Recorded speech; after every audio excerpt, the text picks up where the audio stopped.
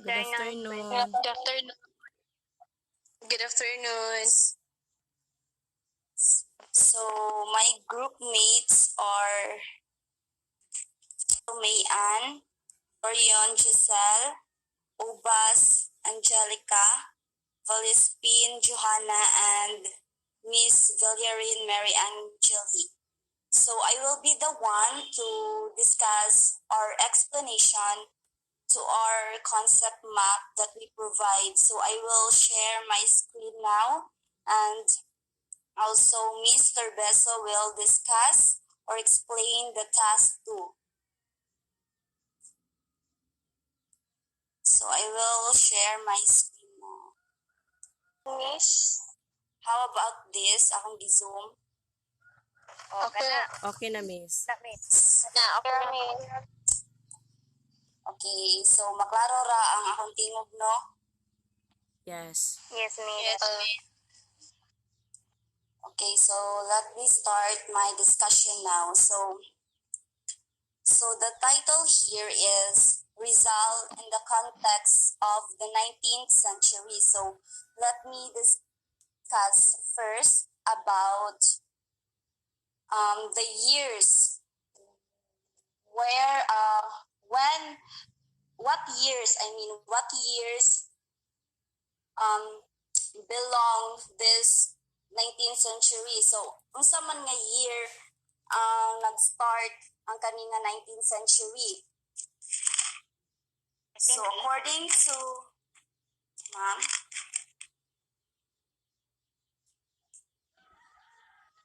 what year?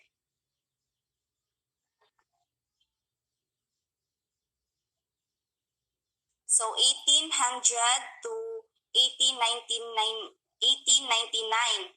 So, mao ni ang year nga nabilong sa 19th century, 1800 to 1899.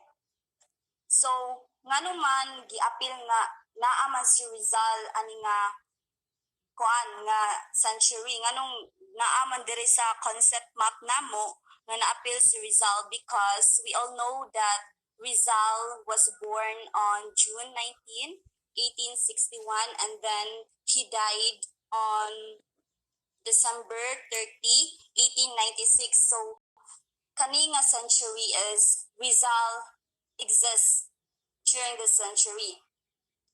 So, let's proceed to the economics changes from this century. So, in our group, we provide the two reasons of the economic changes of this century. So the first one is the different ports were open to world trade. So from this time, the different ports were open to world trade. So ang mga laing-laing klase sa dungguanan there sa Philippines were opened to world trade. So as we all know that the world trade is kato ng mga exchange sa mga goods and service ngadto sa lain nga country. So ang Philippines daw ato nga time is kanang open na ang ilang mga port to export and import goods and services sa different countries. So the economic aspect of the Philippines was developed because of the opening of different ports to world trade. So, what are those ports were opened katong nga time? So, katong nga port were naa sa Sual, Pangasinan, Iloilo, and Zamboanga, naapod sa Cebu, and Legazpi. So, mauna ang mga port nga gi-open during 19th century, which is na-develop ang economic ato nga time. So, the next one nga among gi-example the issue, the reason of the economic changes during 19th century is the modern methods of agriculture were introduced. So, during a time, the agriculture sector plays a big role in the economic aspect because those time kay tungod kay open na ang port, open for world trade ang Philippines kay mauna ang major exporter sa mga sugar, tobacco, coffee, and abaca sa other na country. So from that kanang nindot nga kuan sa agriculture sector, ang economic was developed. So tungod ra sa katong mga port nga gi-open for world trade. So mauna ang duha nga reason nga ni change, ni develop ang ekonomiya sa Philippines during 19th century. So let's proceed. So nasabtan ra ang amuang concept. Yes, Miss. Okay, so let's proceed to the social changes of during 19th century. So our reason na change ang social aspect during 19th century is because of the birth of during 19th century. So our reason na change ang social aspect during 19th century is because of the birth of the middle class. So naay kausaban sa social aspect during 19th century sa Philippines because lain-lain nga mga klase nga mga foreign people ang nahimugso there sa Philippines because di ba known ang Philippines sa kanang mga exporter siya sa mga katong sa coffee like sugar, and then ang mga tao tungod ana ang ekonomiya sa Philippines ni increase, and then tungod ana ang mga lain nga mga tao, mga foreign people is ni ari sa Philippines because of that. So the birth of the middle class na exist ani nga time. So change na develop ang social aspect sa Philippines during 19th century. So what are those birth of middle class? So let me discuss some of them bubo lang. So I have here the list, the 5 social classes in the Philippines. So the first is Peninsulares. So ang kanang mga Spaniard ngayong ari sa Philippines, dito gipanganak sila sa Spain, nga ni ari sa Philippines, is gitawag sila og Peninsulares. And then Insulares, ang mga kananang mga Spaniards nga diri gipanganak sa Philippines. So pagka later on nga nabuhi diri sila sa Philippines, gitawag gyapon sila og Filipino. Mo na ang mga Insulares. And then we also have middle class. So kaning mga middle class gitawag sila og Spanish mestizos or mestizos de Espanyol. Then naasay Chinese mestizos or mestizos de Sangle. So they are called middle class. And then Chinese people, katong mga Chinese nga gikan sa China nga dito pud di panganak nga niari sa Philippines. And then Indio, mga Indio nga gikan dito sa India nga niari pud sa Philippines. And then later on tungod silang kadugayon, they become Filipino citizen. So mauna ang usa sa mga reason nga nung ni-develop ang social aspect sa Philippines during 19th century because of the birth of the middle class. So lahi-lahi na ang nahimugso nga mga tao. Like mausad ato nakita karon di ba nga naay mga PhilAm like inana nga ang ilang dugo nasagol, ang Pilipino nga dugo is nasagol sa mga lain na dugo sa lain na country. So na-understand ra ang social changes? Yes, miss. Yes, miss. Yes, miss. Muna ang one of the reason, muna ang the birth of the middle class. And then the second one is the Manila became viable destination as it pole trading center. So as we all know that Manila is the capital city in the Philippines. And then tungod ana nga situation, I mean nga ilang gikuan nga sentro ang Manila. So that's why daghang mga tao, laing klase nga tao nga ni ara, and then that's why we develop ang social aspect during 19th century diri sa Philippines. So maupod na ang usa sa reason nganong naay kausaban sa social aspect diri sa Philippines. So let's proceed to political changes. So maklaro ra? Yes, miss. So the first one is the implication of Cadiz Constitution to the Philippines. So the Spanish power is the center of this reform. So what is Cadiz Constitution? So as I researched, Cadiz Constitution was created due to the desire of the country Spain to end the abusive power system they had in their country.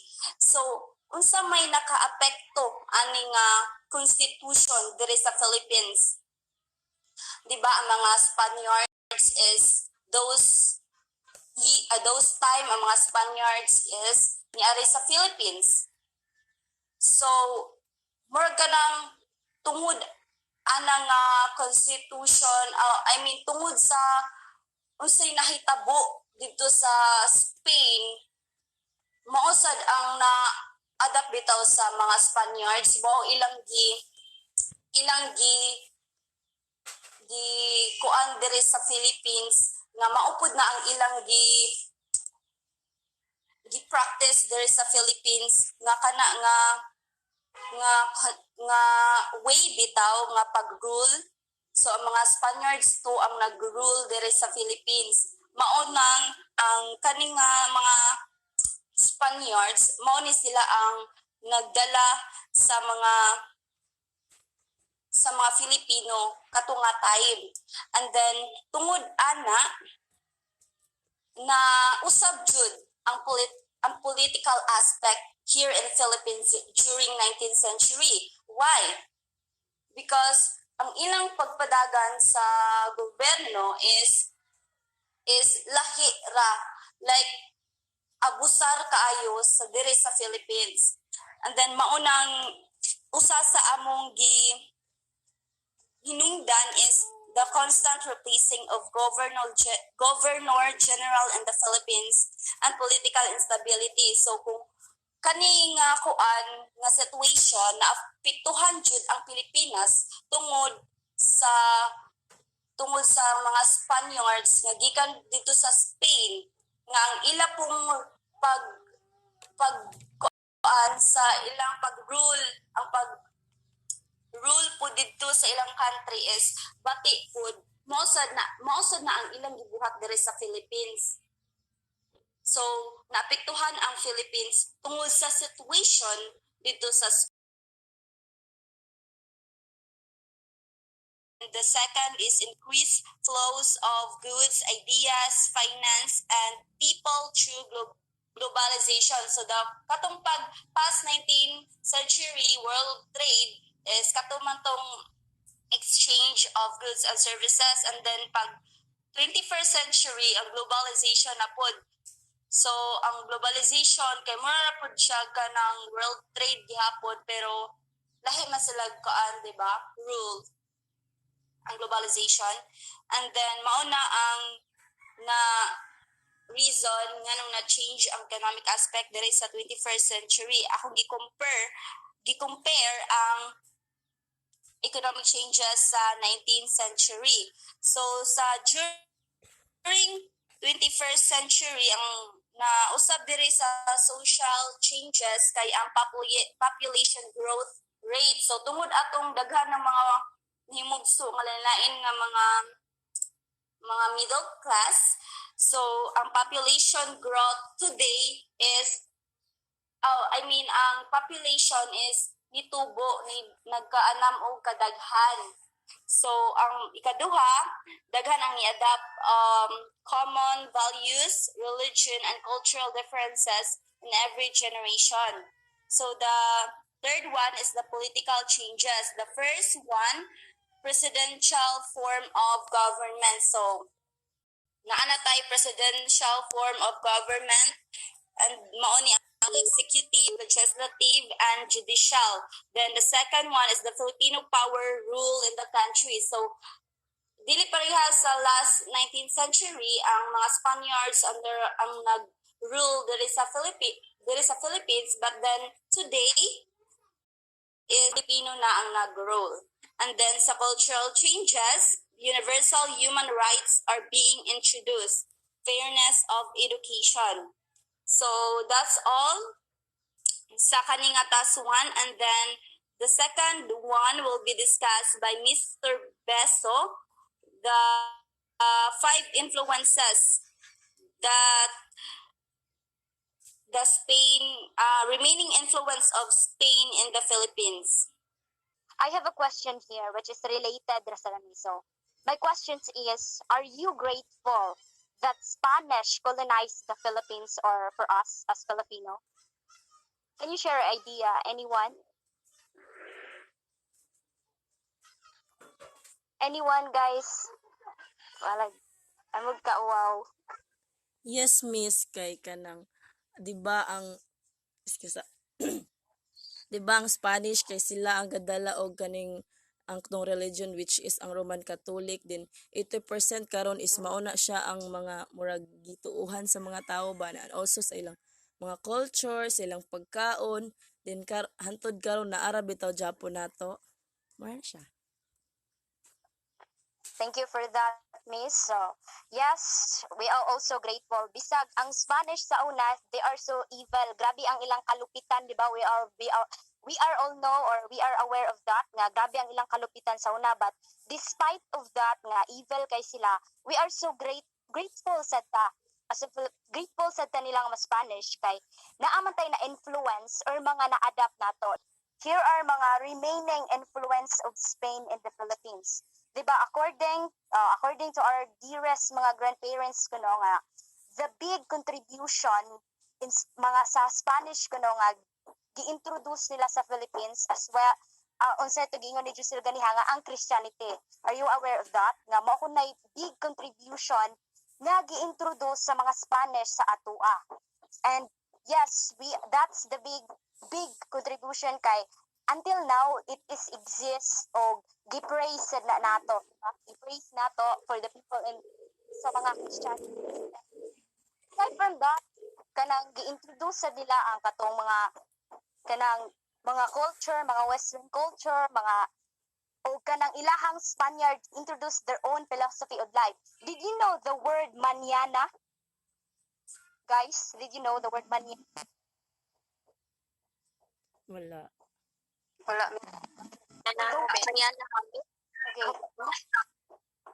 Okay, the word mañana, that is the Spanish philosophy of life. Which mean, ang mañana kuno, mao na siya, tomorrow, means tomorrow nga. Naay quotes nga giingon, keep calm, there's always mañana. Na siya, keep calm kuno, there always tomorrow. Kay ang Spain man god, life is slower and easygoing. Or, ningon ang Spain nga, it says, if the task kuno, ang imong gibuhat, imong task is not completed today, there is always tomorrow. Mo na ilang gi-introduce nga philosophy of life nga I think most of us gigamit na to. Like for me, gigamit na More specifically, they introduced the use of the stone in building a construction wherein the bahay kubo that are known in the Philippines was transformed into bahay na bato with balcony that we see mostly nowadays. And also the Spaniards encouraged Filipino before to stop using putong instead wore hats. They even started wearing slippers and shoes instead of walking around barefoot. And lastly, due to the result of 333 years of exposure to the Spanish language, Filipinos adapt some of the Spanish words that they use at their daily routine. Here are some examples. Águila from the Spanish word águila, cuchara from the Spanish word cuchara, cuarto from the Spanish word cuarto, justicia from the Spanish word justicia, and so on. This influence can also be seen in the way we tell time. Like for example, las 5:30, and count also like uno, dos, tres, cuatro, and so on.